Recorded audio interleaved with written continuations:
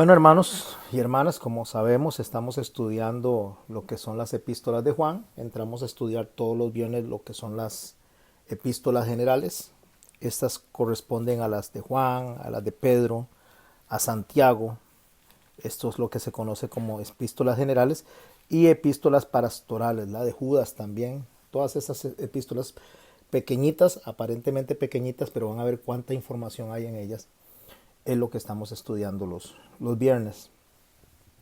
Para hacer un repaso rápido de lo que fue el capítulo 1 de Primera de Juan, no lo voy a explicar todo. El que no lo escuchó, en YouTube está la primera clase para que se vayan ahí, busquen el apartado donde están epístolas de Juan en el listado y ahí pueden escuchar la primera.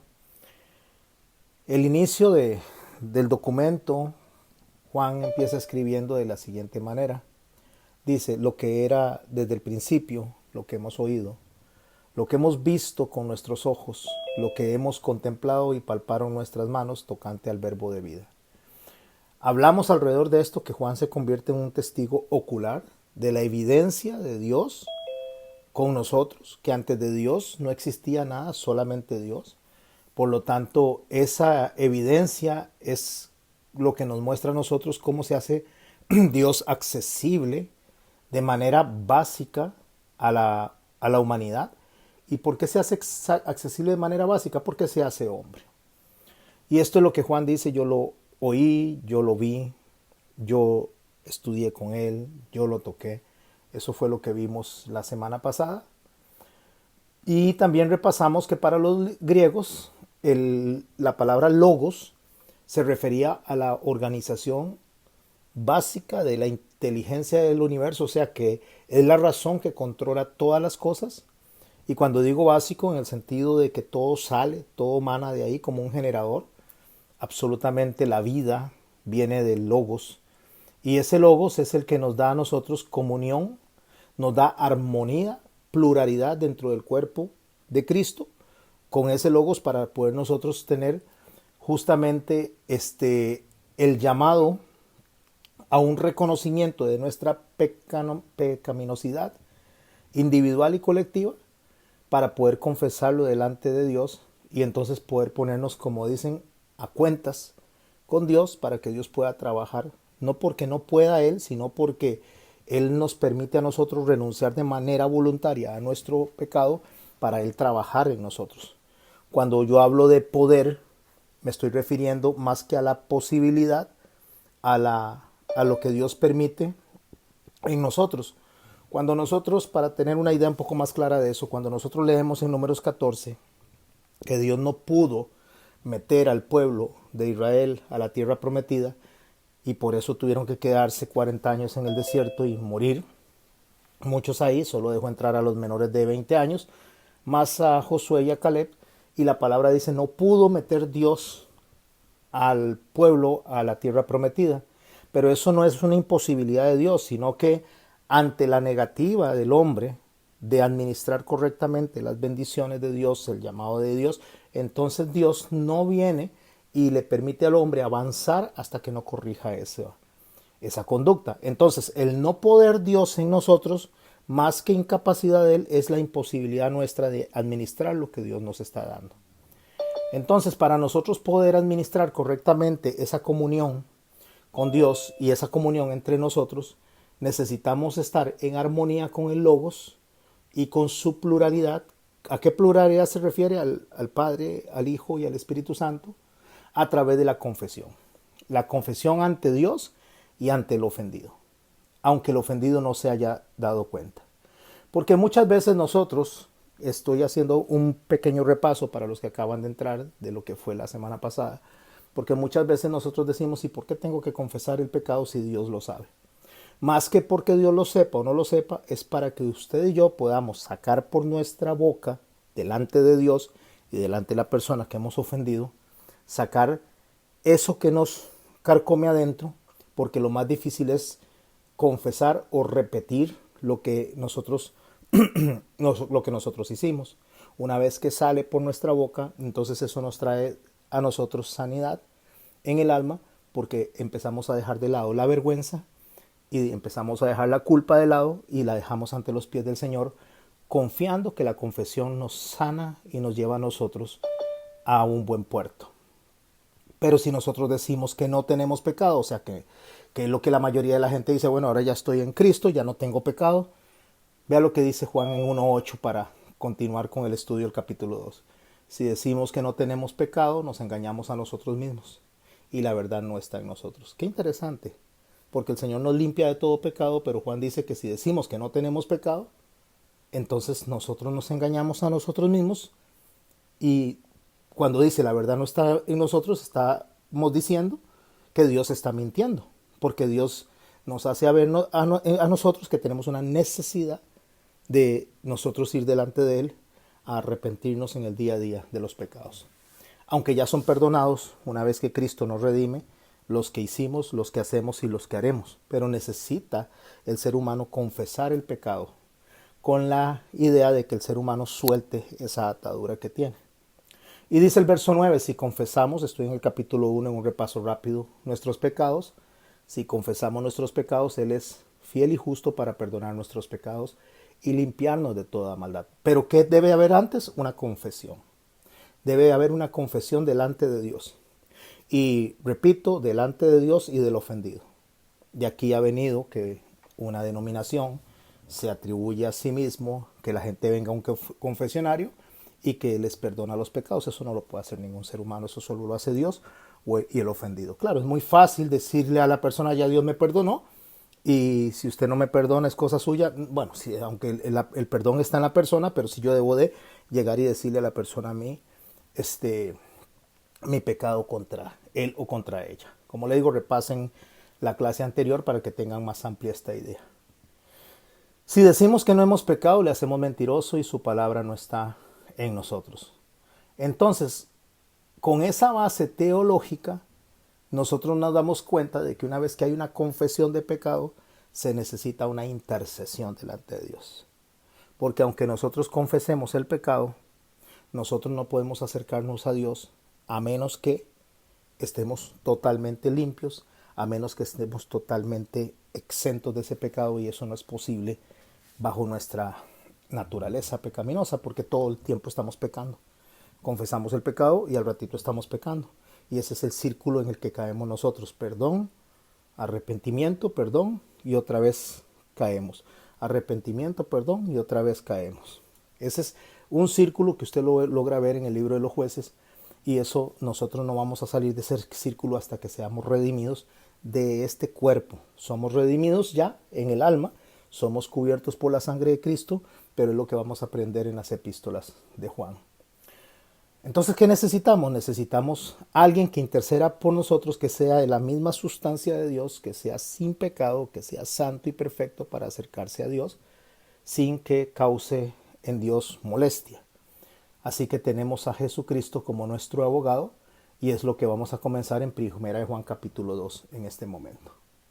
¿Cómo empieza el verso 1 de 1 de Juan capítulo 2? Hijitos míos.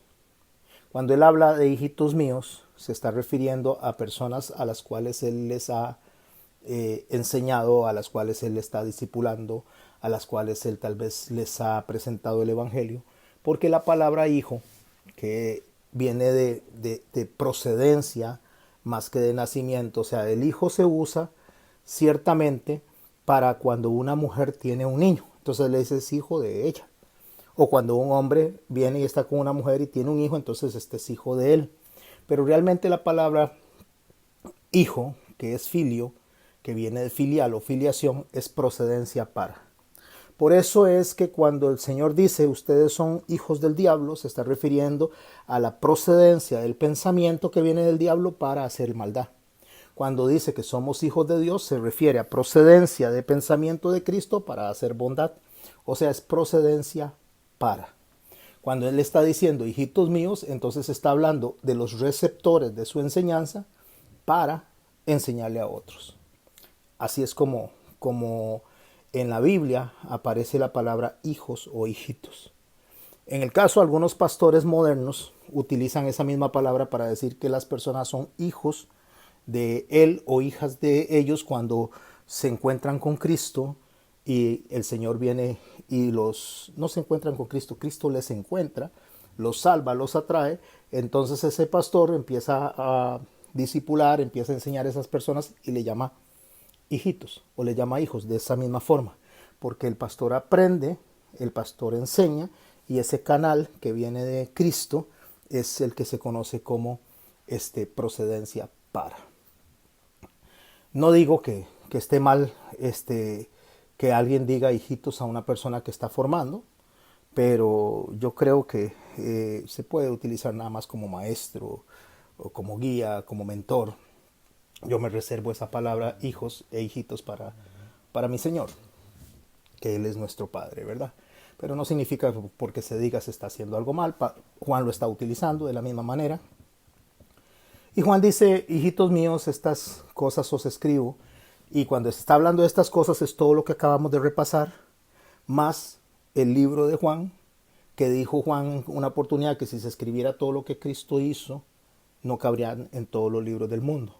Pero se resumió a lo que él escribió y puso y dijo, estas cosas os escribo con un propósito para que no pequéis. Lo cual implica que la enseñanza nos debería llevar a nosotros a no pecar, pero tenemos un problema, tenemos una naturaleza nosotros en el cuerpo que nos lleva a pecar y ahorita vamos a abordar y a hablar un poquito más ampliamente de eso. Entonces Juan dice, yo les escribo esto para que no pequen, pero hace la salvedad. Pero si alguno hubiere pecado, yo creo que aquí nadie se sale de esto, todos los días pecamos, todos los días fallamos. Entonces ahí es donde dice él, bueno, yo lo escribo para que no pequen, pero no van a dejar de pecar.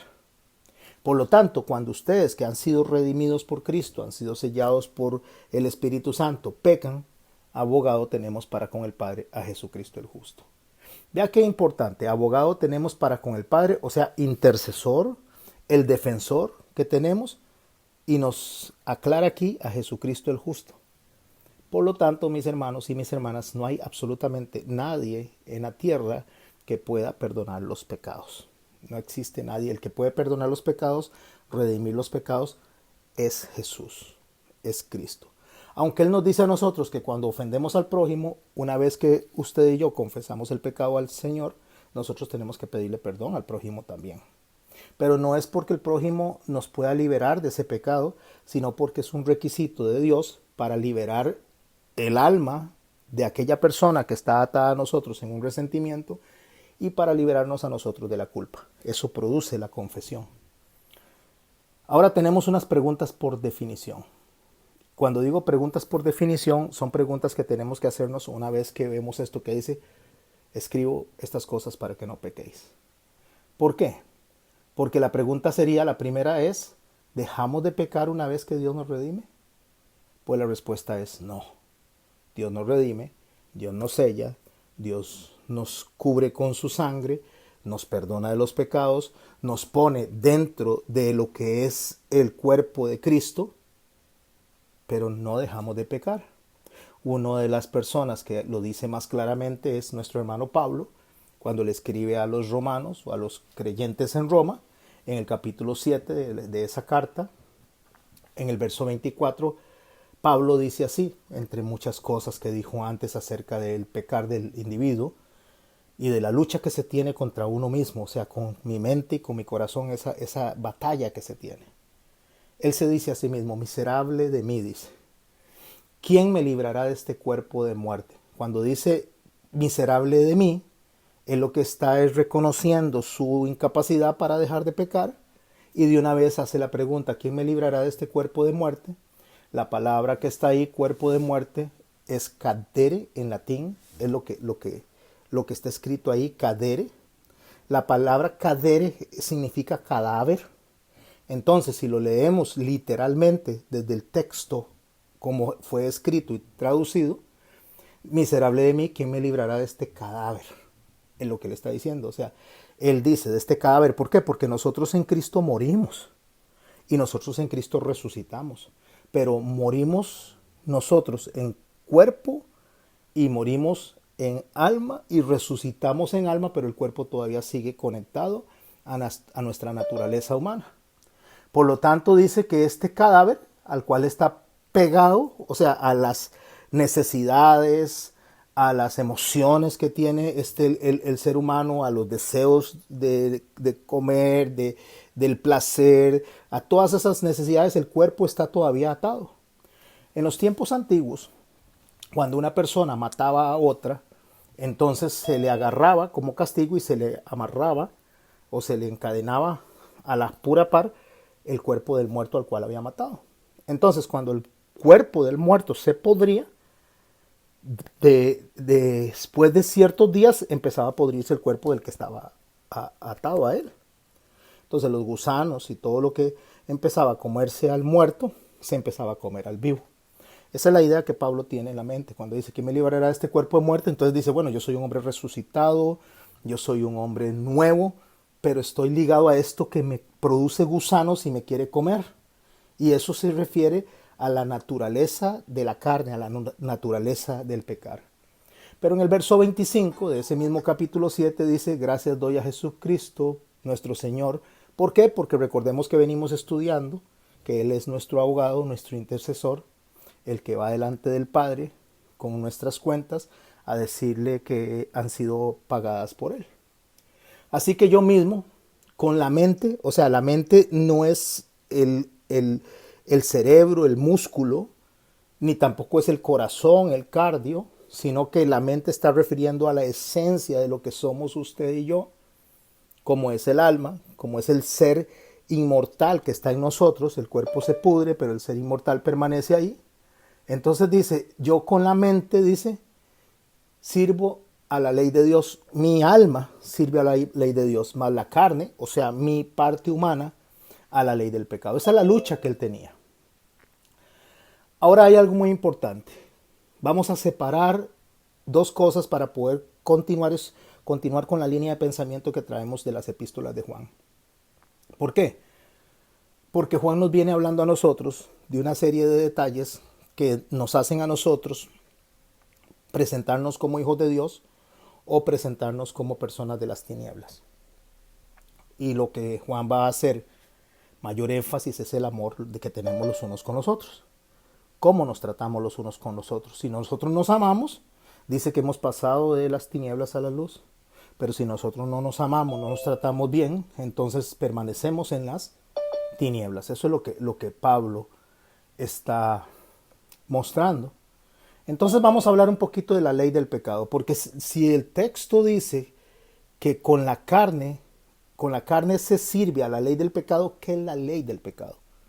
Yo tengo que preguntarme qué es la ley del pecado. La ley es algo que está escrito para respetar, es algo que está escrito, son normas que se establecen para seguir, y una vez que se infringen esas normas, entonces se está en un estado de condenación o está a la espera de una sentencia. La ley del pecado y de la muerte está muy clara en Ezequiel capítulo 18, versos 4 al 20. No lo voy a leer todo, solo voy a leer la expresión que se repite constantemente: el alma que pecare, esa morirá. Esa es la ley del pecado. ¿Qué es la ley del pecado? La ley del pecado es que quien ejerce pecado debe morir. Esa persona morirá. ¿Por qué? Porque Pablo no lo afirma en Romanos 6:23 cuando dice la paga del pecado es muerte, basado en la ley del pecado que nos dice el Señor en Ezequiel capítulo 18. Lo pueden leer después de los versos 4 al 20. Pero cuando usted ve la palabra morir ahí, no es la percepción que tenemos nosotros de morir. Porque cuando nosotros escuchamos morir, automáticamente pensamos en dejar de respirar, en que nos metan en un sepulcro y quedarnos ahí hasta que nos descompongamos. La palabra morir desde el hebraísmo no tiene que ver con eso, tiene que ver con estar contaminados y no ser personas funcionales para la labor o el propósito para el cual fuimos creados. Eso es morir en el hebraísmo. Viene en sinónimo con inmundicia o como tener una puerta cerrada. Eso se conoce como tamé.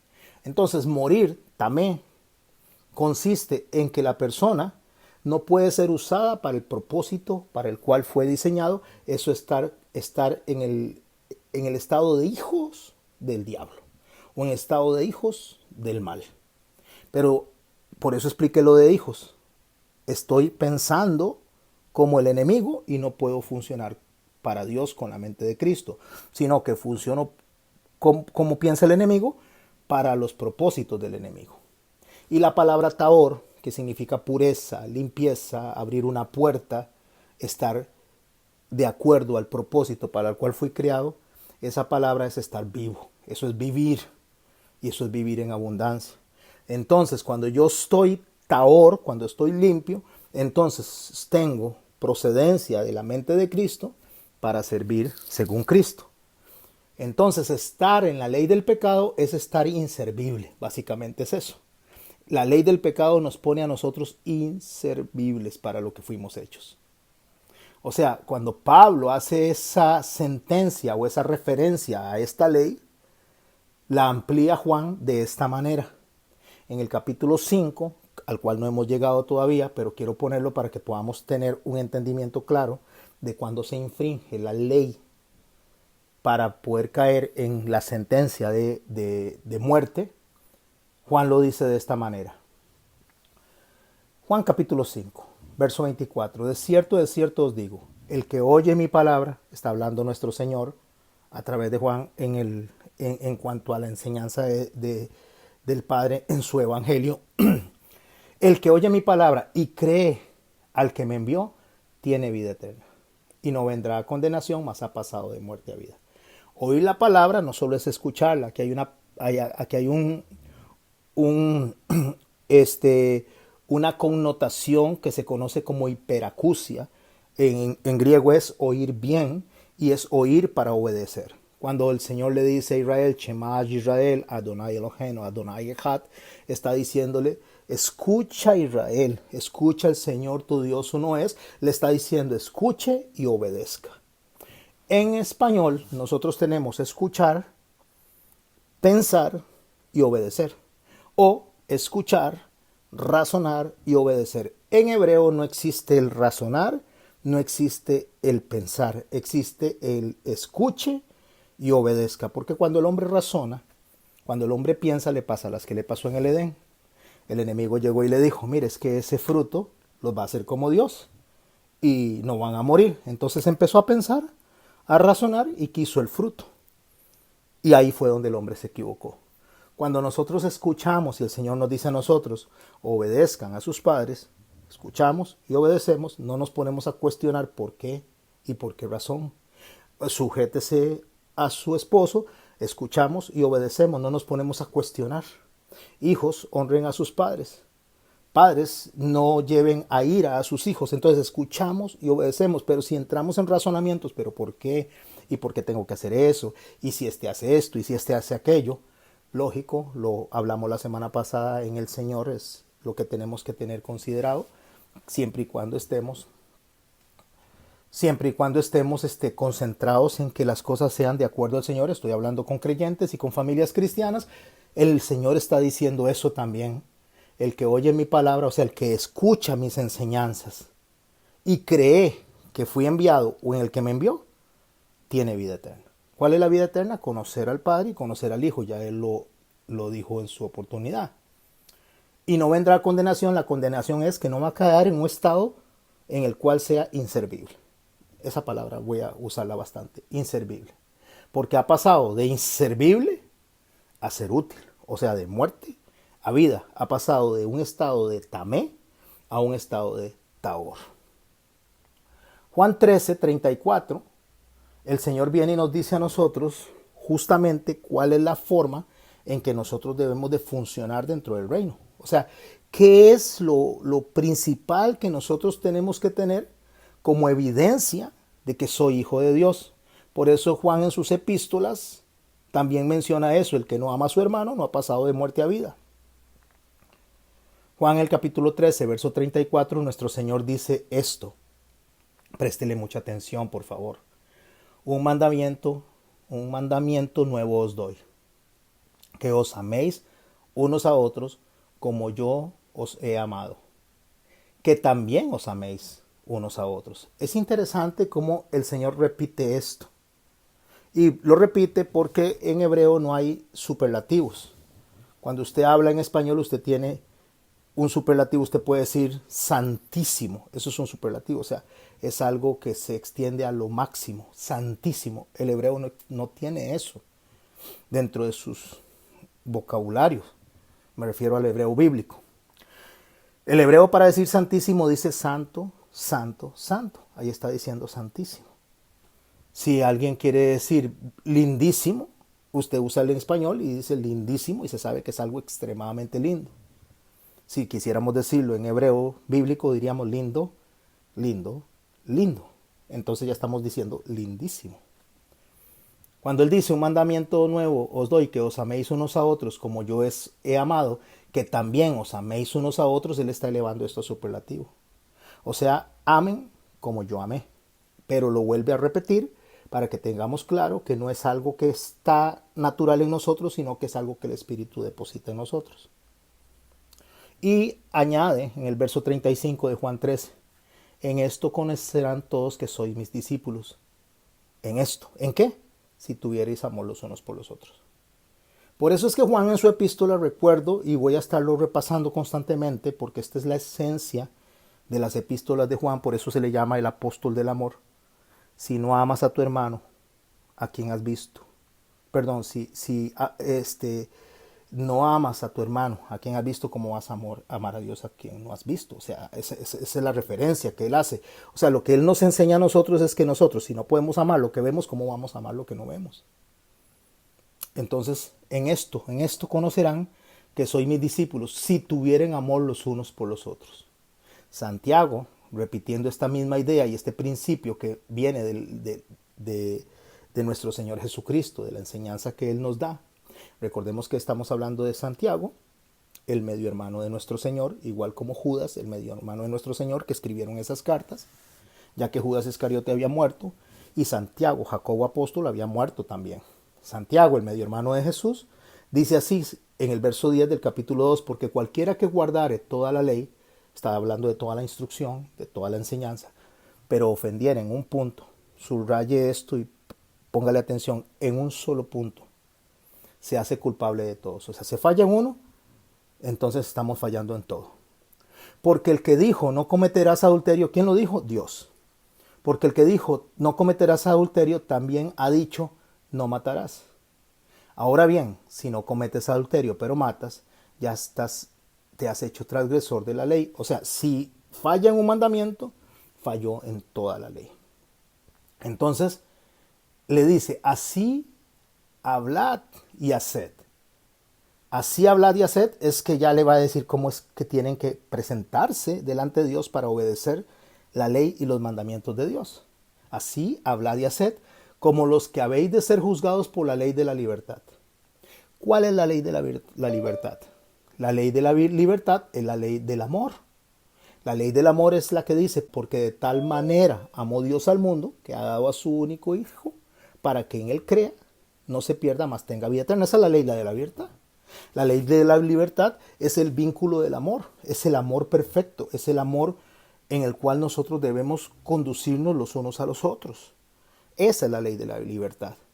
Entonces dice, los que habéis de ser juzgados por la ley de la libertad, lo cual significa que ahí nos está ayudando a nosotros a entender bien claro porque Juan dice que el que no ama a su hermano no ha pasado de las tinieblas a la luz o no ha pasado de muerte a vida. O sea, es inservible, es inoperante para lo que Dios nos hizo, que fue para amarnos en confraternidad, para amarnos en comunión, para tener esa armonía los unos con los otros.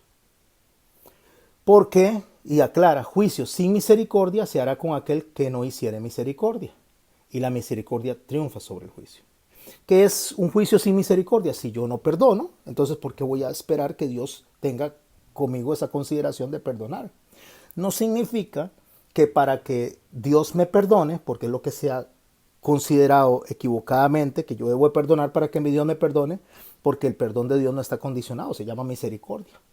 La palabra misericordia es miseria en concordia, o sea, la miseria de la otra persona pasada por mi corazón. Concordia viene de cardio, ese es el corazón, y la miseria de aquel la pasó por mi corazón. O sea, lo que aquel no puede hacer, lo que aquel no puede entender, a palabras de Jesús es perdónalos porque no saben lo que hacen. O sea, eso lo paso por mi corazón y entonces doy perdón, porque el perdón consiste en liberar a la persona ofendida de la culpa por la transgresión que me hizo.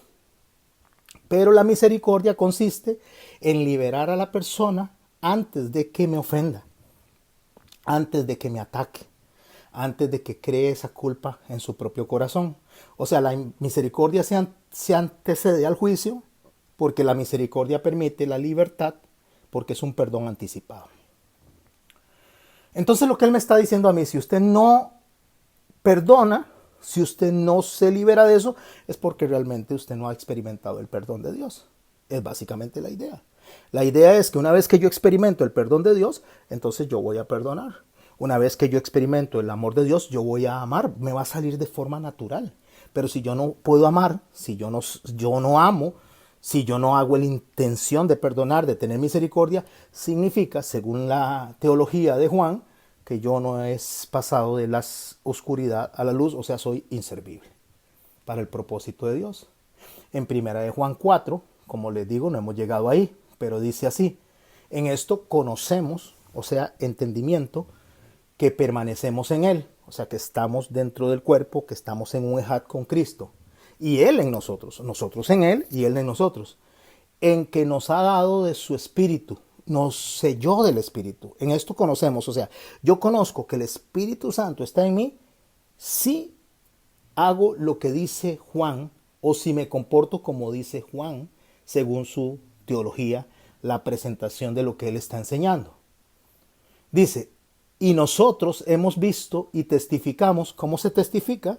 A través del amor, que el Padre ha enviado al Hijo, Salvador del mundo. Todo aquel que confiese, que es confesar que Jesús es Hijo de Dios, Dios permanece en Él y Él en Dios. Confesar, pero no solo con la boca, sino con nuestras acciones, con nuestra mente y con nuestro corazón.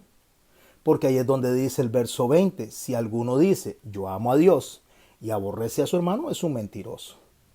Pues el que no ama a su hermano, a quien ha visto, ¿cómo puede amar a Dios a quien no ha visto? Que era lo que decía hace un rato. O sea, ¿cómo podemos amar a Dios si ni siquiera amamos a la persona que tenemos al frente? Está refiriéndose a nuestros hermanos. Y refiere al mandamiento que el Señor dejó. Y nosotros tenemos este mandamiento de Él. ¿De quién? De Jesucristo. El que ama a Dios, ame también a su hermano. Eso es lo que el Señor nos dejó a nosotros para ser operables, para ser personas que funcionemos dentro del cuerpo de Cristo, para ser personas que realmente llevemos fruto, para que la gente de afuera pueda creer que somos redimidos. El amor. Si yo digo que yo no puedo amar, si yo digo que yo no sé amar, si yo digo que estoy incapacitado para amar, entonces automáticamente estoy diciendo que Dios no ha operado en mi corazón, que Dios no ha redimido mi corazón. No lo estoy diciendo yo, Juan lo está diciendo. O sea, este es el mandamiento que tengo, el que ama, ame también a su hermano. ¿Y cómo lo recalca Juan las palabras que acabo de mencionar? En el verso 18, Juan capítulo 5 dice, sabemos, conocimiento, que todo aquel que es nacido de Dios no practica el pecado. Vea qué interesante, dice, no es que no tiene pecado, ni es que esté incapacitado para no pecar, sino que no lo practica, no lo pone en funcionamiento, sino que se trata de alejar, hace el esfuerzo. Pues aquel que fue engendrado por Dios le guarda. ¿Quién fue engendrado por Dios? Jesucristo, que murió y resucitó y nos trajo al Espíritu Santo. Entonces Él nos guarda y el maligno no le toca. O sea, lo que yo decido en mi corazón, lo decido yo, no lo impulsa Satanás. Satanás no puede hacer que yo haga las cosas, yo las hago porque yo decido hacerlas. Entonces él dice, sabemos, verso 19, 1 Juan 5, que somos de Dios y el mundo entero está bajo el maligno. O sea, tenemos conocimiento, ¿sí? Que el mundo está gobernado por el malo, pero que yo estoy gobernado por el Espíritu Santo. Y esta es la muestra de que yo estoy gobernado por el Espíritu Santo. Pero sabemos que el Hijo de Dios ha venido y nos ha dado entendimiento para conocer al que es verdadero. Y estamos en el verdadero, estamos fusionados. Somos un ejad. Estamos funcionados en su Hijo Jesucristo. Este es el verdadero Dios y la vida eterna. Hijitos, guardados de los ídolos. Amén. Así termina Primera de Juan en el capítulo 5. No lo estamos terminando, solamente que me voy al final para poder explicar el principio. Estamos fusionados a Cristo. Estar fusionado a Cristo significa que vamos a tener la mente de Cristo, vamos a pensar como Cristo y vamos a querer hacer lo que Cristo dice. Y si yo estoy fusionado a Cristo, ¿por qué Juan, donde él viene desarrollando toda esta enseñanza, termina con el verso 21 diciendo guárdense de los ídolos? Amén. ¿Sabe por qué? Porque cuando yo no amo, cuando yo no sé perdonar, cuando yo no intento hacer lo que Dios dice, yo tengo un ídolo. Y soy yo mismo. Tengo egolatría, soy vanidoso, soy mi propio Dios.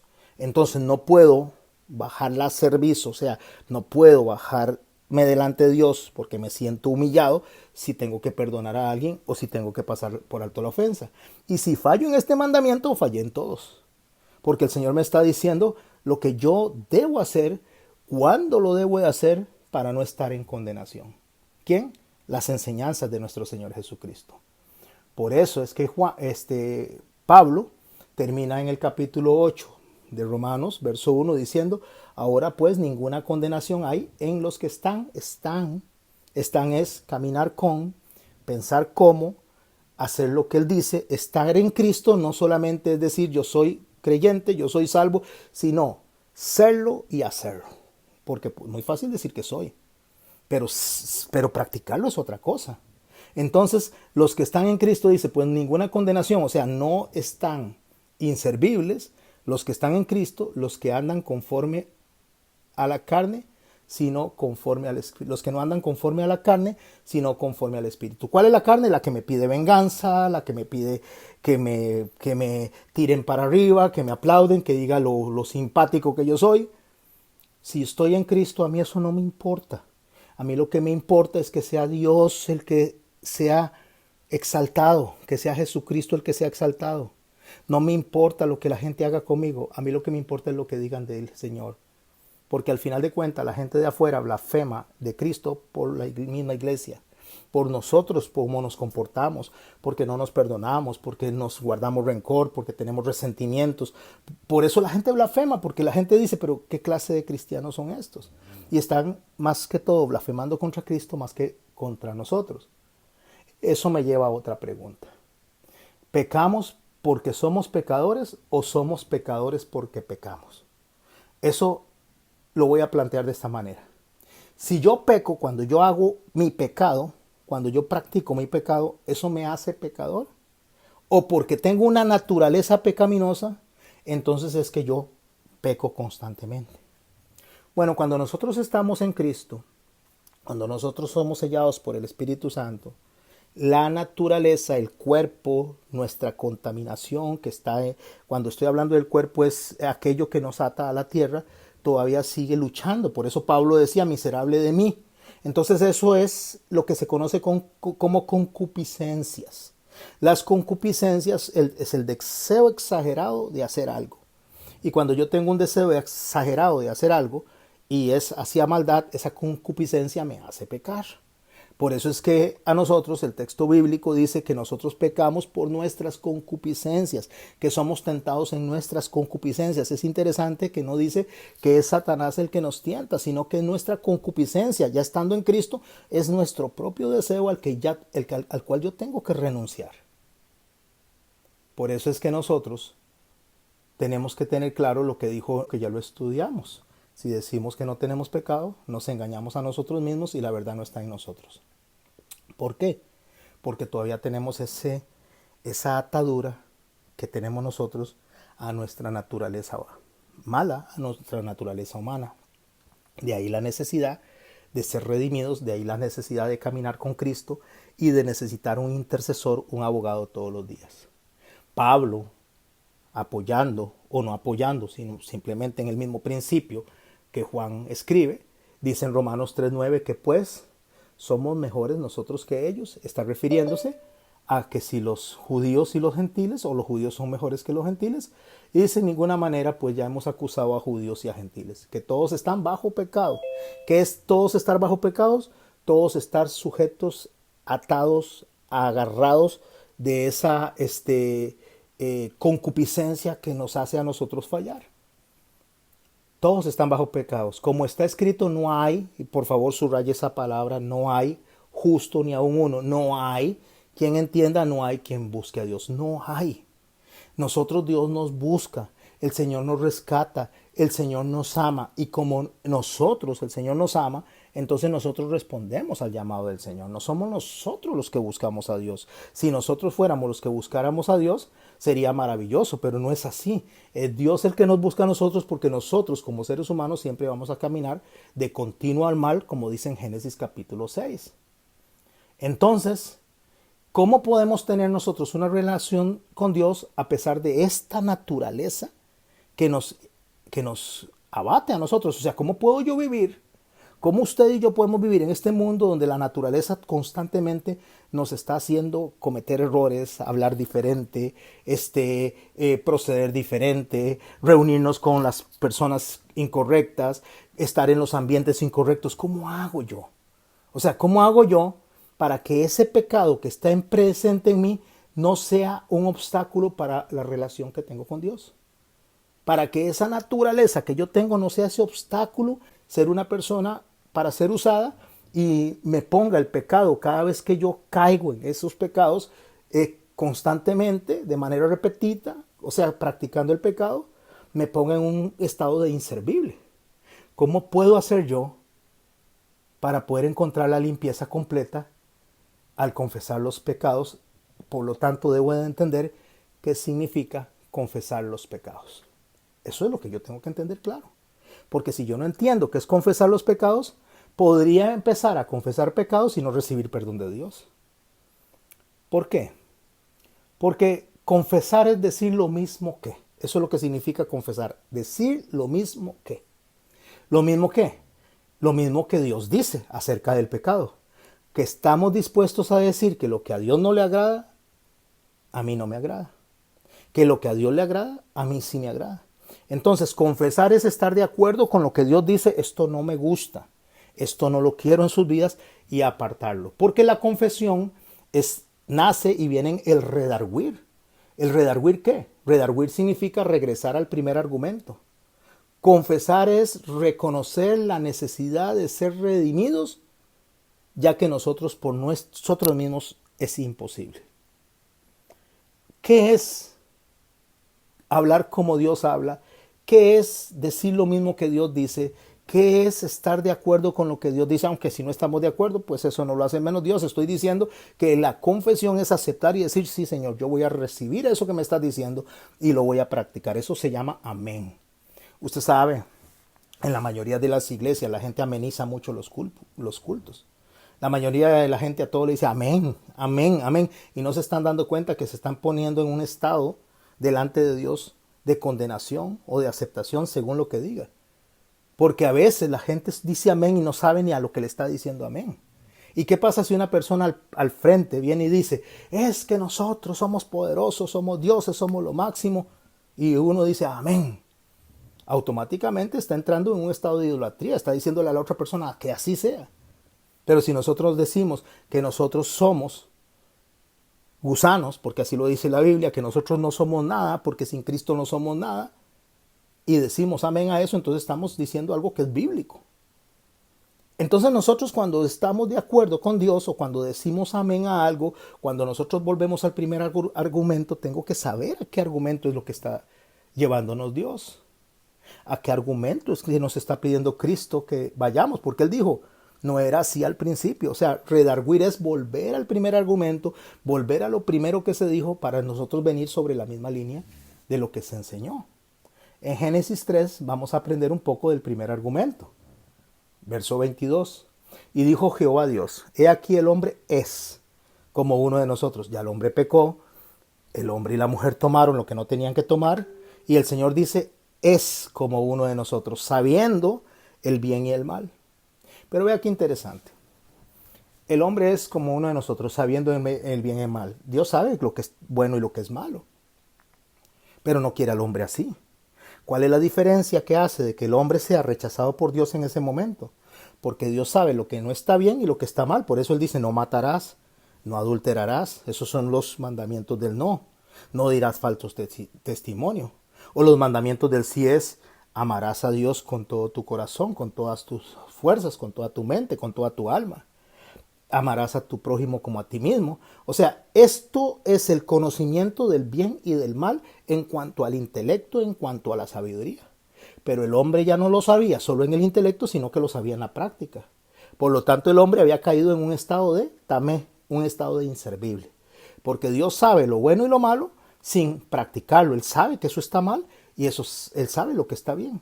El hombre lo sabía en la práctica, o sea, se había contaminado. Por lo tanto, aquí cuando dice que Él es como uno de nosotros, sabiendo el bien y el mal, es que lo sabe ahora no solo en el intelecto, como lo sabe Dios, sino que lo puso en práctica. ¿Qué? El mal.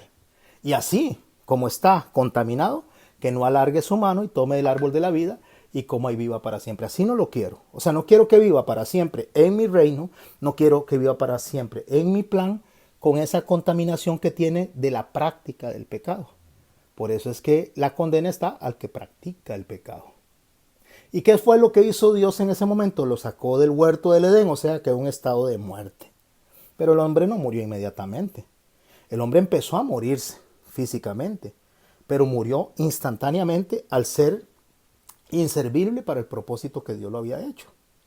Para que labrase la tierra y fue tomado. Echó pues fuera al hombre, lo echó. Y lo puso al oriente del huerto del Edén. Y puso al oriente del huerto del Edén querubines y una espada encendida para que se revolvía por todos lados para guardar el camino del árbol de vida. Si no quiero que regrese. El hombre debe de regresar cuando se arrepienta, cuando limpie su pecado, cuando pase de un estado de tamé a un estado de taor, cuando pase de un estado de inmundicia, de suciedad, a un estado de limpieza. Y esa es la confesión. Eso es lo que significa confesar el pecado. Pero confesarlo no solamente es decirlo. Ahorita vamos a abordar y a profundizar un poco más en eso. Que estos son los textos que me están ayudando a mí para poder explicarles qué es confesar el pecado. Y en el verso 15 del capítulo 3, le dice a la mujer, pondré enemistad entre ti y la mujer. O sea, le dice a la serpiente, a Satanás, va a ser enemiga de la mujer y la mujer enemigo suyo, entre tu simiente y la simiente suya. Tu simiente es la maldad que hay en Satanás y entre la bondad que él iba a poner a través de Jesucristo para redimir lo que había pasado en el Edén. Esta te herirá en la cabeza, o sea, la simiente de ella le va a cortar la cabeza a usted, que es una herida de muerte, y tú le herirás en el calcañar, que significa el tobillo, que no era una herida de muerte. O sea, el enemigo iba a herir a Cristo, pero iba a morir, iba a resucitar. Pero cuando Cristo resucitara, le iba a cortar la cabeza porque es una herida permanente y para siempre. Cuando hablamos de la simiente, cuando hablamos de la persona en sí, no solamente se refiere a la persona, sino se refiere a la enseñanza de la persona, a la mente de quien está enseñando, al pensamiento. ¿Qué fue lo que introdujo Satanás en el Edén? Un pensamiento. ¿Qué fue lo que introdujo Satanás en el Edén? Un pensamiento orgulloso, idólatra, egocéntrico del hombre que quería ser como Dios. Quería decidir como Dios. Quería hacer las cosas como Dios, pero a su manera. Eso lo podemos ver en la parábola del capítulo 13, verso 24, en cuanto Jesús nos habla a nosotros de ese tipo de pensamiento que fue puesto en el campo. ¿Y cuál es el campo? El campo es donde el sembrador salió a sembrar, o sea, la tierra, a lo que a él le pertenece. ¿Qué salió a sembrar? Palabra. Esa es la semilla que salió a sembrar, palabra, enseñanza. Enseñanza para poner al hombre en un estado de limpieza para cumplir el propósito para el cual fue creado. Y la parábola dice así, verso 24 del capítulo 13 de Mateo. Le refirió otra parábola diciendo, el reino de los cielos es semejante a un hombre que sembró una buena semilla en su campo, enseñanza.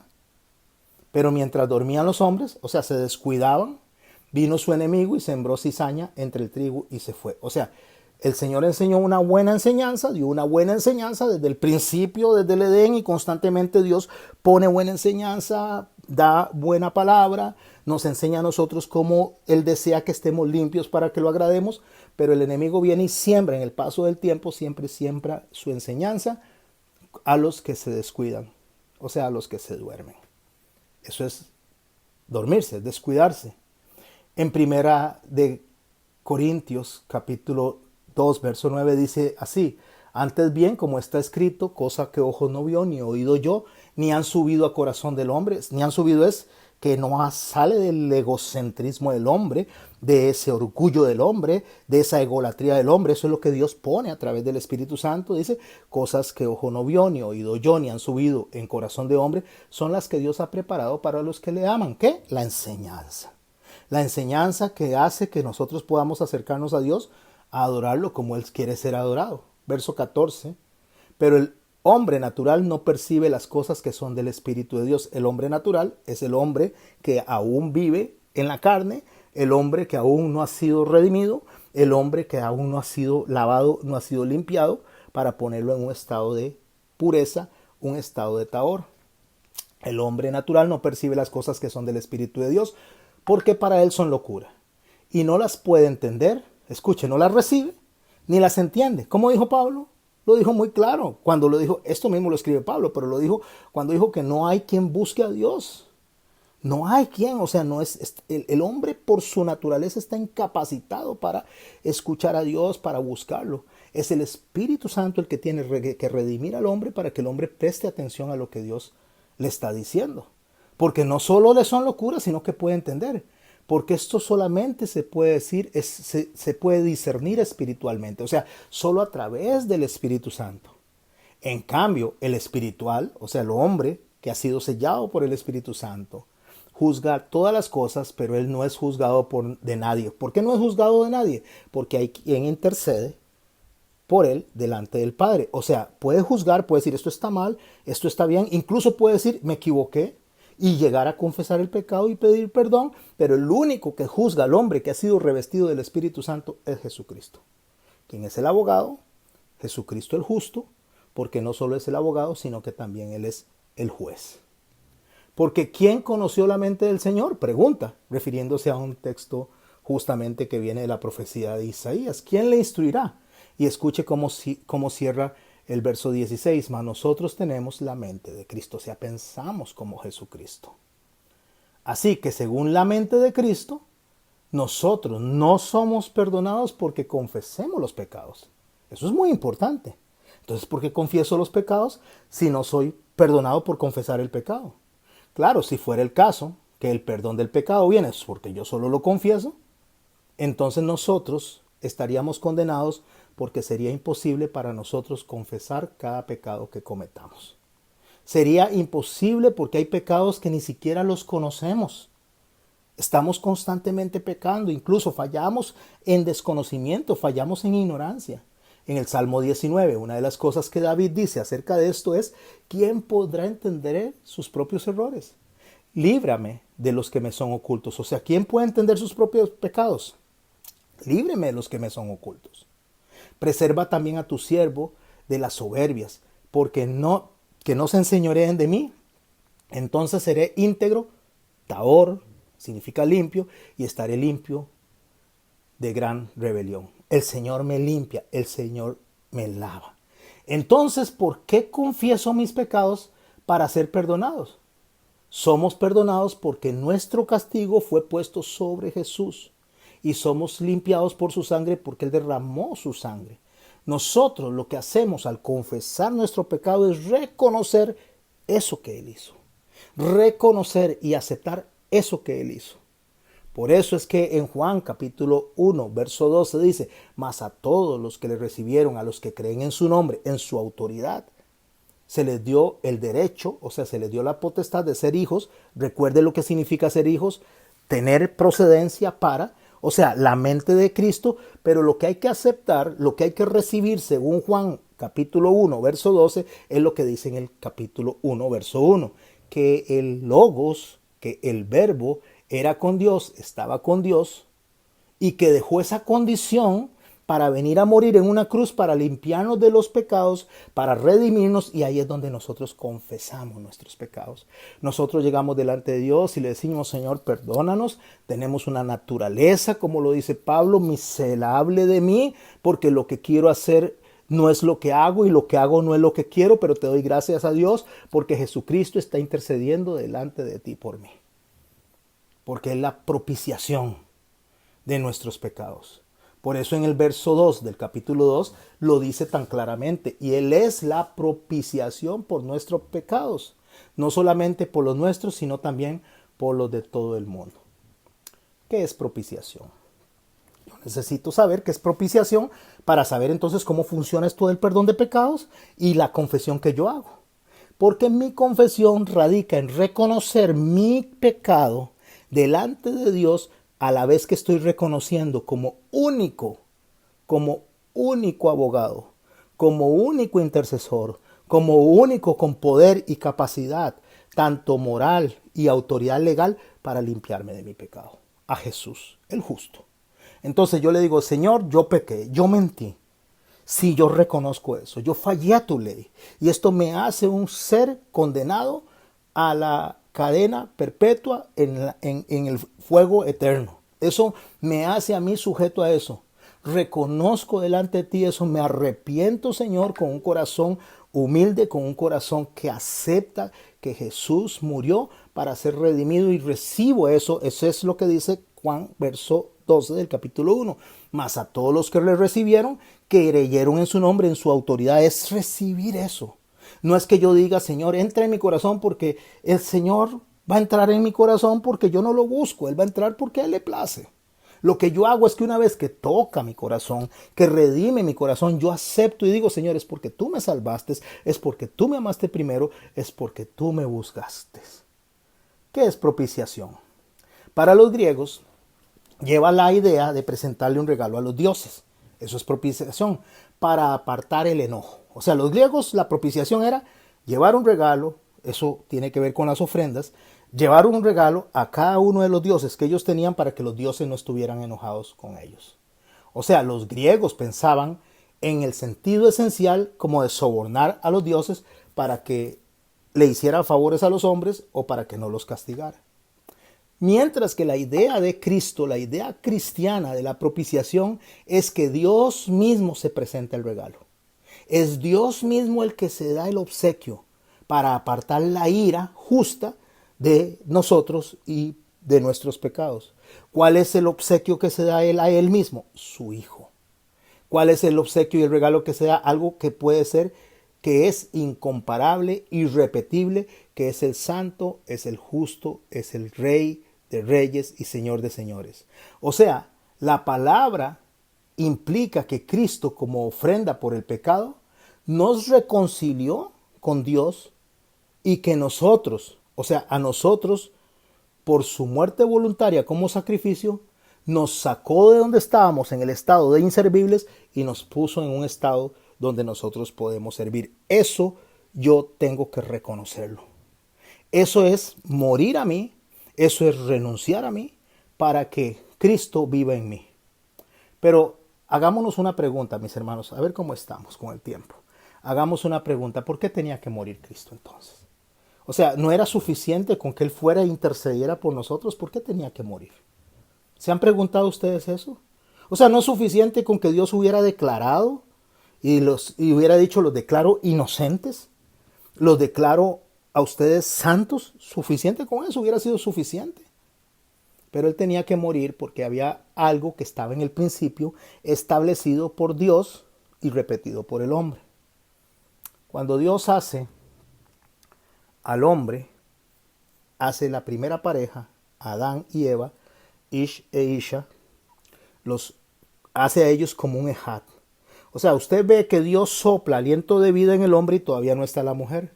Cuando la mujer es creada, Dios no sopla aliento de vida en ella porque ya había soplado en el hombre, donde la mujer era un ejat, una fusión, una unidad con él. Él separa este ejat, que se conoce como unidad compuesta, separa este ejat para que la mujer le sirva de ayuda idónea.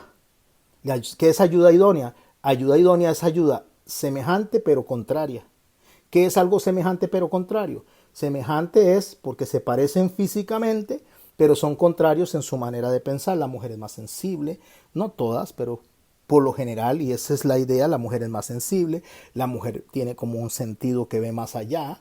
Yo no sé si a ustedes les ha pasado, a los varones que están en la clase, que muchas veces usted le presentan un amigo a su esposa y le dice a su esposa, a mí como que no, ¿verdad? Tenle cuidado.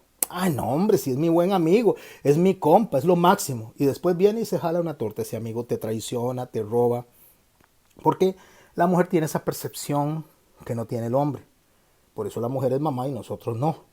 Porque ella se anticipa. Hay algo que está en ella, que Dios le puso, que nosotros no tenemos para que ella sea nuestra ayuda idónea. O sea, semejantes, lucimos parecidos, pero no somos iguales. Cuando una boda hebrea se da, el hombre camina dirigiéndose a la jupá es donde van a consumar el matrimonio, y la mujer no camina viendo hacia allá, el hombre camina viendo de frente, como dice el libro de Hebreos, puesto los ojos en Cristo, y la mujer camina viéndolo a él alrededor. Porque la mujer, al ser ayuda idónea, lo que procura es de ver que el hombre no se desvíe del camino por el que va. El hombre no puede ver para los lados porque le pasa las de Pedro, se hunde. El hombre tiene que ver de frente, y la mujer ver que el hombre no se salga del camino, porque la esposa le va a decir al esposo lo que la mayoría de la gente no se atreve a decirlo. De ahí que viene y es creado el hombre, y la mujer es tomada de ese costado del hombre, y en Génesis capítulo 2, verso 24 nos habla de ese Ejat y nos habla de algo por el cual yo y usted vamos a entender, o usted y yo vamos a entender, por qué Jesús tenía que morir.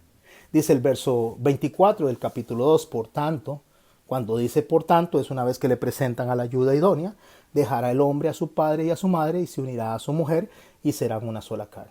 Una sola carne significa un Ejat, serán una unidad, funcionarán todos, juntos van a funcionar Taor, juntos van a funcionar de manera que el mundo va a poder tener un testimonio desde los matrimonios, y por eso es que el enemigo ataca tanto a los matrimonios. Y cuando dice dejará a su padre y a su madre, usted puede analizar que Adán no tenía ni papá ni mamá. ¿Por qué? Porque estaba proyectándose proféticamente a lo que nosotros como familia tenemos que funcionar. Ambos estaban desnudos, Adán y su mujer, y no se avergonzaban. Desnudos, y no se avergonzaban, después se avergonzaron de su desnudez, pero no de la desnudez física, sino de la exposición delante de Dios con el pecado que habían cometido.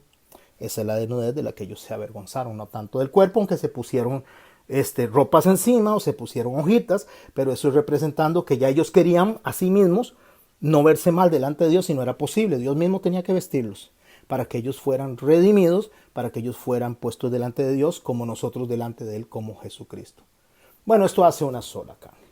Entonces, cuando hace una sola carne, eso nadie lo puede separar. No lo separe, dice, y escucha, voy a sumarle ahí, aunque dice no lo separe el hombre, no lo separe ni los abogados, ni los jueces, no lo separe ni la vecina, no lo separe nadie. O sea, no lo separe nadie, se refiere a que esa unidad no puede separarse, y si se separa, lo que va a hacer es que alguien se va a llevar el pedazo del otro. O sea, no va a quedar bien. Entonces, cuando eso sucede y se separa, cuando se separan, que sea solamente, dijo Jesús, que si pasa esto es porque uno de los dos hizo o practicó fornicación, uno de los dos hizo lo incorrecto. Entonces esta persona, según Pablo, se debe de quedar sola mientras la otra persona muere. Vea qué interesante, eso aplica para nosotros, pero aplica para Dios. Veámoslo en Génesis 3, capítulo 3, verso 22, leámoslo ahí. Y dijo Jehová Dios, he aquí el hombre es uno de nosotros, sabiendo el bien y el mal, ahora pues no alargue su mano y tome también del árbol de la vida y viva para siempre. Y lo sacó Jehová del Edén para que labrase la tierra, y de donde fue tomado, echó pues fuera al hombre y lo puso fuera del oriente, del Edén, al oriente del huerto de Edén, querubines y una espada encendida que se revolvía por todos lados para guardar el camino del árbol de la vida. O sea, aquí usted no lo quiere así. Sepárense. Carta de divorcio. Sepárense. Hubo un divorcio ahí. Pero ni este se puede casar con otra, ni esta se puede casar con otro, porque el primer matrimonio debe mantenerse en un ejat. Hasta que este se muere, entonces está libre el otro a poder vivir. Voy a explicarlo entonces por qué Jesús murió. Primero veamos quién es el esposo. En una boda judía, en el Antiguo Testamento, se describe a Dios, no al Mesías, como el novio de Israel, no como la novia. Leámoslo en Isaías 54, 4 al 5. Déjenme para abrir un poquito más esto para que lo puedan ver mejor. A ver. Listo, ahora sí. Isaías 54, verso 4. No temas, pues no serás confundida. Está hablando de Israel. Y no te avergüences porque no serás afrentada, sino que se te olvidará la vergüenza de tu juventud. ¿Cuál vergüenza? La del Edén. Lo que el hombre empezó a hacer es en la figura de Israel que se está diciendo esto. Y de la afrenta de tu viudez no tendrás más memoria. ¿Por qué? ¿Por qué la afrenta de cuál viudez? Bueno, cuando el esposo viene a morir en la cruz y él resucita, entonces hay algo que va a limpiar al Israel, o va a limpiar a la humanidad, o va a limpiar a los que reconozcan y acepten ese perdón del Señor, como lo dice Juan capítulo 1, verso 12. Porque tu marido, ¿quién es su marido? Es tu hacedor. O sea, el creador es el marido. Jehová de los ejércitos es su nombre. Y tu redentor, el Santo de Israel, Dios de toda la tierra, será llamado. Préstele atención a esto. Nos está devolviendo al Edén. ¿Quién es el esposo entonces? El hacedor. ¿Quién es la esposa? Adán y Eva. Esos son. Ellos vienen y adulteran. ¿Cómo adulteran? Escuchando la enseñanza que dejó el enemigo porque se descuidaron. Entonces esa enseñanza que dejó el enemigo, que le dijo serán como Dios, ellos adulteran y tienen relaciones de manera metafórica con el enemigo, entonces Dios los expulsa. Váyanse, así no los quiero. Pero no se puede casar Dios con otra a menos que la esposa muera. Ni la esposa se puede casar con otro a menos que Dios muera. A ver, veamos lo que dice el verso 2 de Jeremías 2. Anda y clama a los oídos de Jerusalén diciendo, así dice Jehová, me he acordado de ti, de la fidelidad de tu juventud, del amor de tu desposorio. ¿Qué es un desposorio? Un desposorio es una promesa de matrimonio. ¿Quién le dio promesa de matrimonio al hombre? Dios, cuando le dijo a Eva que de ella iba a venir la simiente, que sería el marido que se va a casar con la pecadora, o sea, con la adúltera. Cuando andabas en pos de mí en el desierto, en tierra no sembrada, aunque se está refiriendo a Israel en el desierto, se está refiriendo al plan que Dios tiene para la humanidad. Ahora, déjeme explicarlo de esta manera antes de pasar al otro verso de Primera de Juan, capítulo 2, verso 3. ¿Por qué Jesús tenía que morir y resucitar? Voy a ver si me explico bien. Espero explicarme bien. Y vamos a hablar dentro de un ratito alrededor de esto. Aunque esto no lo subo a YouTube, como le digo, no solo la clase. Ya todos saben que las conversaciones de nosotros las dejo acá. Pero, ¿por qué tenía que morir Jesús? Porque el hombre, hablando de Ejad, hombre y mujer, adulteró con Satanás. Entonces, para que el hombre pueda volverse a casar, el esposo tiene que morir. Porque si el hombre se casa con el esposo sin morir, está infringiendo la misma ley de Dios. Y si infringe un mandamiento, infringe todos. Entonces el esposo viene a la tierra, deja su posición de logos, de generador, del que crea todo, la sustancia, donde él es el creador, deja eso, tu creador es tu esposo, deja eso, viene a la tierra, le enseña a la mujer cómo debe de comportarse para casarse con él y muere. Muere y resucita. Entonces, cuando él resucita, cuando él muere y resucita, se vuelve un novio nuevo, un novio en una nueva promesa, lo que se conoce como el nuevo pacto para casarse con la esposa. Pero esta esposa no se puede casar con él porque es adúltera. Y si se casa con él, lo contamina. Entonces, ¿qué tiene que hacer la esposa? Morir. ¿Cuándo muere? Muere en Cristo y resucita con él. Entonces, muere en Cristo y resucita para casarse con él. ¿Cuándo muere? Muere cuando es redimida de sus pecados, es cubierta con la sangre de Cristo, es limpiada, es pasada de un estado inservible, de un estado de tamé a un estado de tahor. Entonces se levanta y se tiene que casar con él. Pero no se puede casar todavía porque todavía está contenida en un cuerpo, que el cuerpo es la iglesia, que tiene concupiscencias, que todavía tiene que ser redimido. Entonces ese cuerpo tiene que ser regenerado, tiene que ser glorificado antes de unirse a él. este proceso que tenemos que nosotros en este momento se llama desposorio. O sea, está la promesa de matrimonio, pero nos unimos a él cuando morimos y resucitamos todos los hermanos que han muerto. Por eso gloriosa es la muerte de los santos en Cristo, porque se presentan delante de Dios para esperar las bodas del Cordero. Y cuando nosotros estamos vivos, si aún cuando el Señor viene no hemos muerto, entonces Él viene y nos regenera, nos glorifica el cuerpo y morimos, somos transformados, se nos da un nuevo cuerpo para que podamos unirnos a Él en las bodas del Cordero. Por eso tenía que morir para ser el candidato, para ser el novio acepto delante de Dios para casarse con la novia.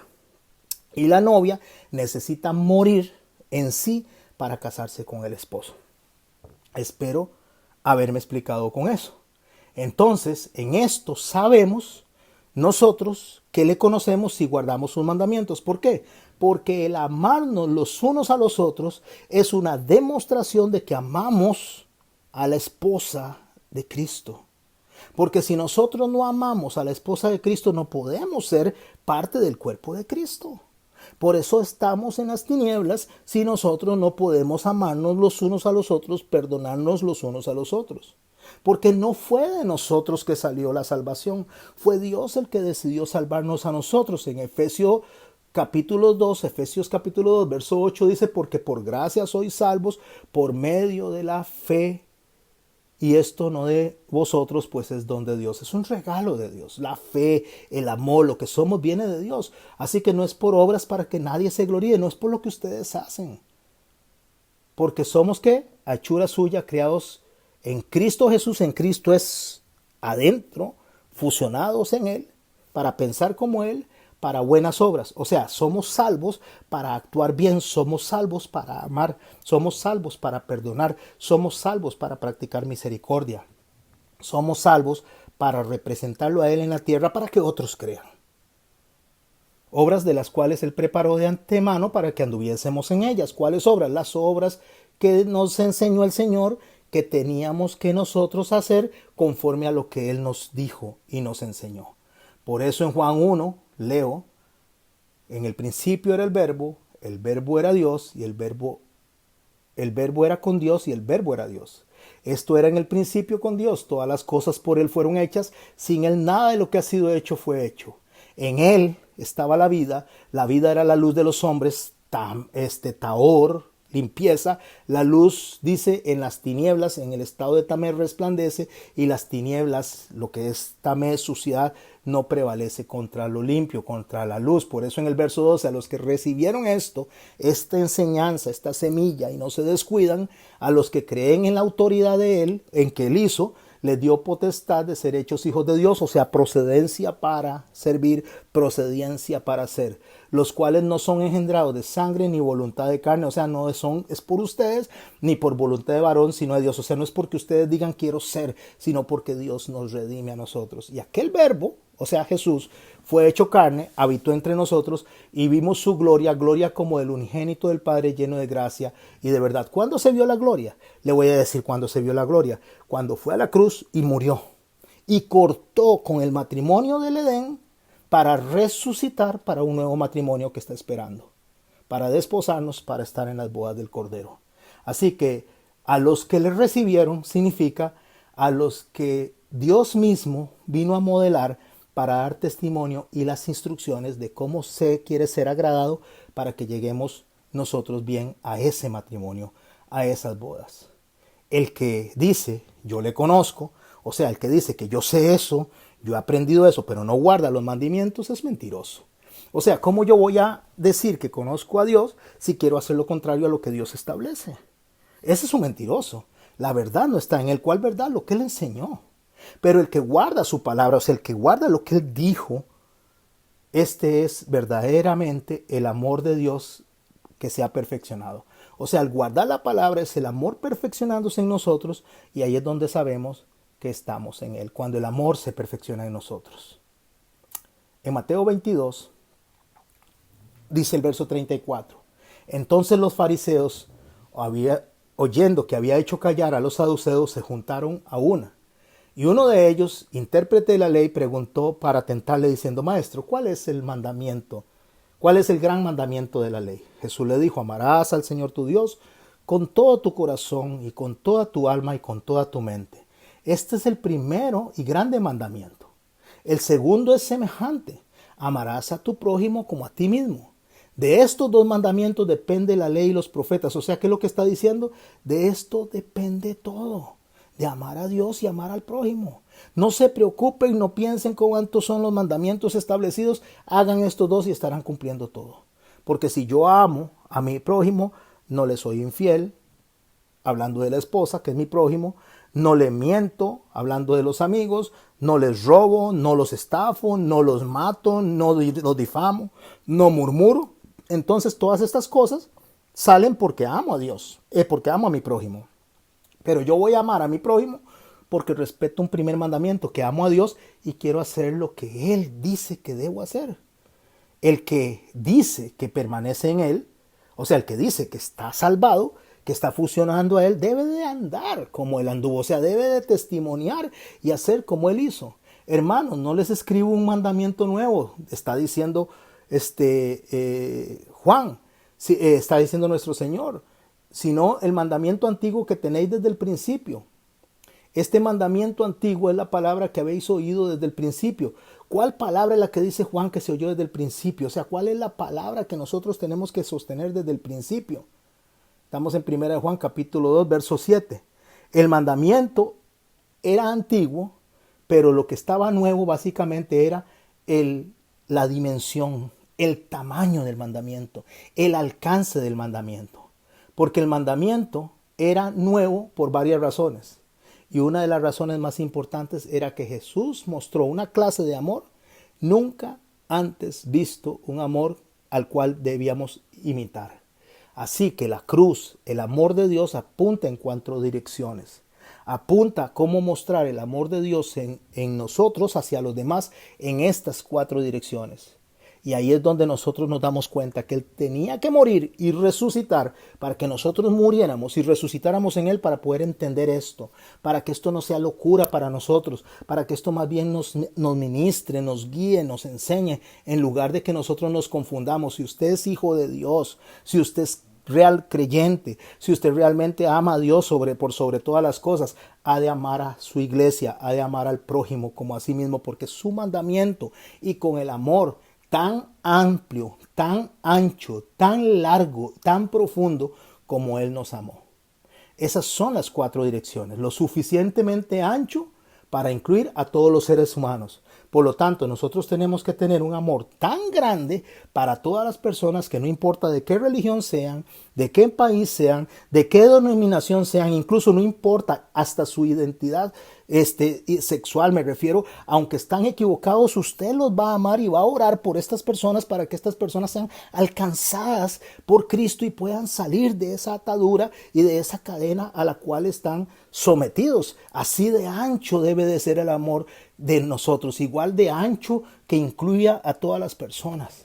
Debe ser lo suficientemente largo para durar toda la eternidad. O sea, debe ser tan largo como el del Señor para no cansarnos de orar, de pedir, de interceder, de rogar para el Señor por nuestros hermanos, y por lo tanto yo debo de pasar por alto la ofensa. Debe ser tan profundo para alcanzar al pecador más culpable. No que digamos, es que ese es un asesino, es que ese es un violador, no importa quién sea, nuestro amor tiene que ser tan grande y tan enorme, con la capacidad o la fuerza de Cristo para rogar y orar por el pecador más culpable que nos podamos imaginar, incluyéndonos nosotros. Y lo más alto, el suficientemente alto para llevar al cielo. O sea, nosotros tenemos que tener un amor que desee que las personas vayan a la presencia de Dios. No desearle a nadie el infierno, no importa lo que haya hecho. Este es el nuevo amor nunca antes visto. Fue el amor de la obra de Cristo en la cruz. Y Él dice, ustedes, para que sean como yo, tienen que sentir eso. Por eso en el verso 8 del capítulo 2 de 1 Juan, dice, sin embargo, os escribo un mandamiento nuevo que es verdadero en Él. Solo estar fusionados a Él, solo estar en Él podemos tener ese tipo de amor. Y en vosotros, porque las tinieblas van pasando, o sea, lo inservible va pasando. El estado de tamé va pasando y la luz verdadera ya alumbra. O sea, el estado de tahor, el estado de limpieza empieza a llegar a nosotros. El que dice que está en la luz y aborrece a su hermano, esa es la seña. El cómo nos amamos todavía está en tinieblas. O sea, todavía está inservible. Así que la obediencia al mandamiento nos aplica en dos áreas. La moral, que es andar en las enseñanzas de nuestro Señor, que nos pone en práctica del mandamiento, de acuerdo con los cristianos. O sea, con todos nosotros, estar de acuerdo todos juntos por orar e interceder por todas las personas. No importa quién sea, no importa de qué religión sea, nosotros tenemos que estar de acuerdo en la parte moral y debemos de estar siempre de acuerdo en que eso nos lleve a la práctica. Y el segundo aspecto importante es estar de acuerdo nosotros que nuestro amor por todos los cristianos, según sea la medida del andar con Dios.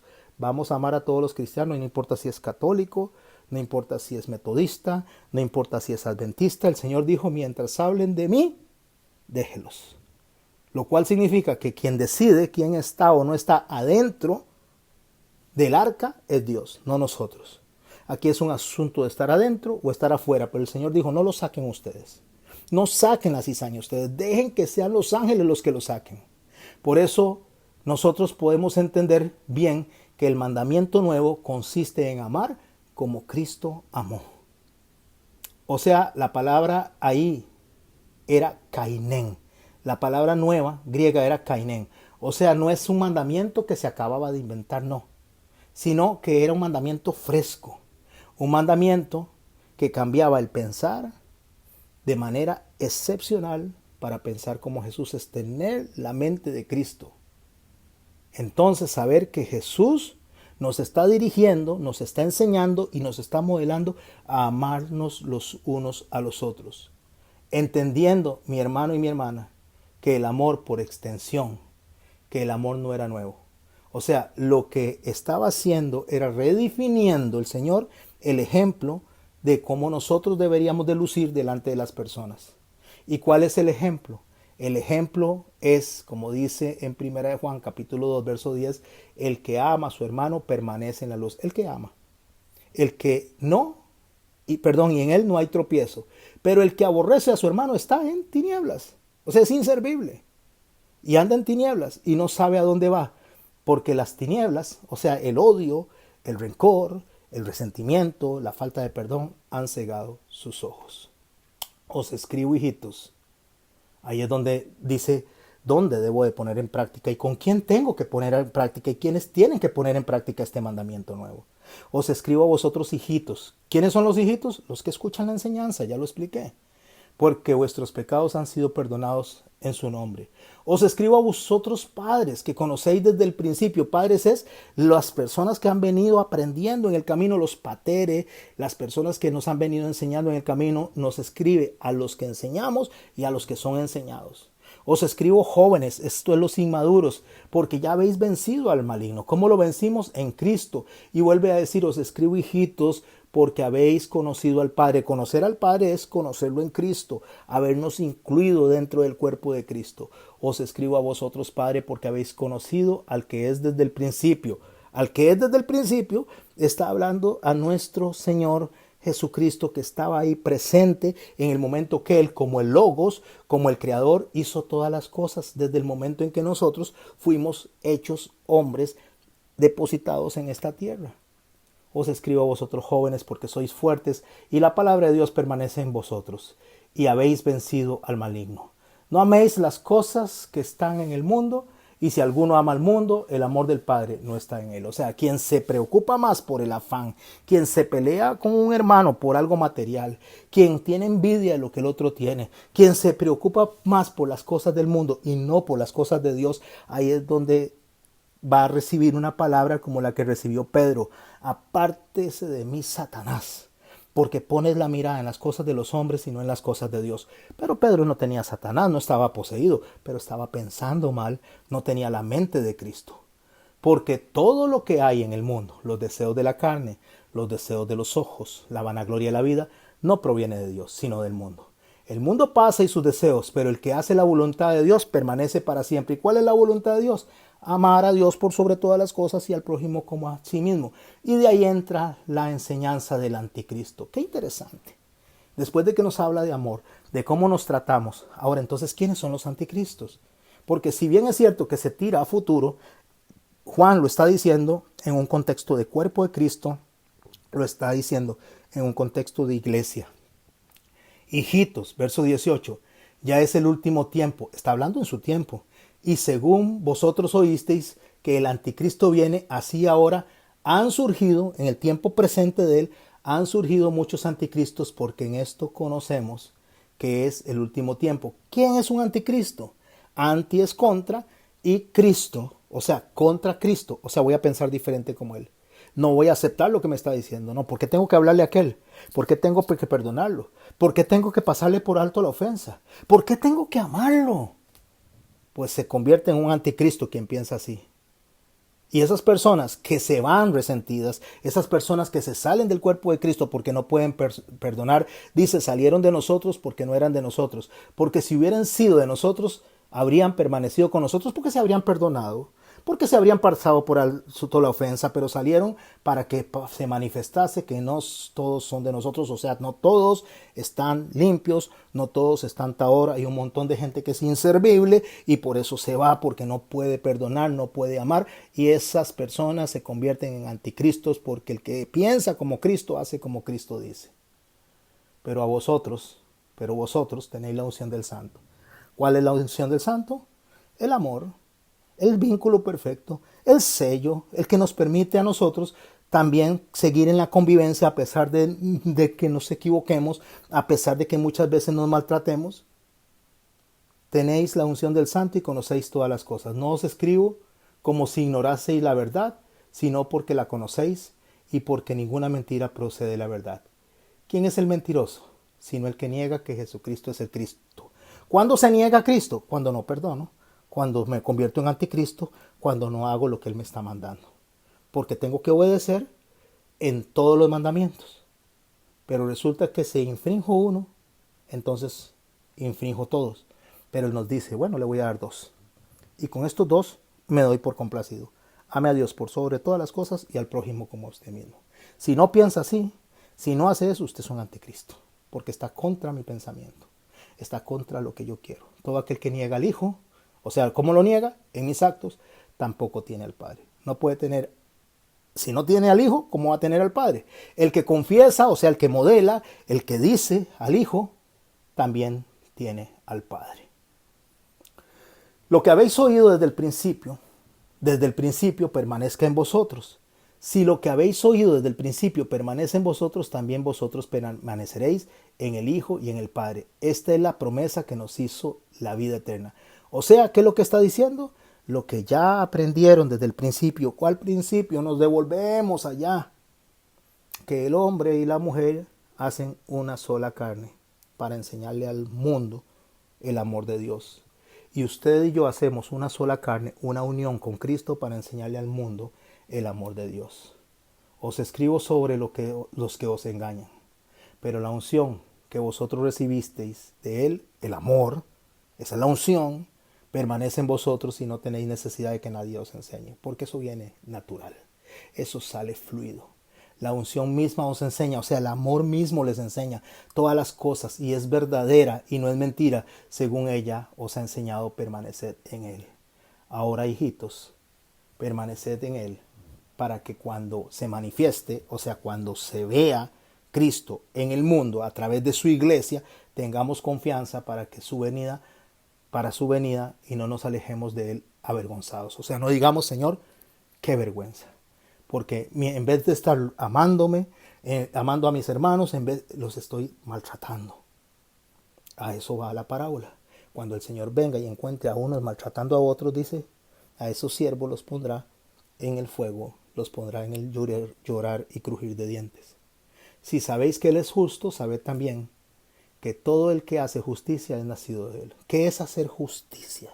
Justicia no es hacer venganza. Justicia es hacer lo que Dios quiere que hagamos. Y lo que Dios quiere que hagamos es que seamos hijos de Dios, que nos comportemos como hijos de Dios y que manifestemos que somos hijos de Dios a través del amor que nos tenemos los unos con los otros. Y eso lo dejamos para 1 de Juan capítulo 3 para la otra semana.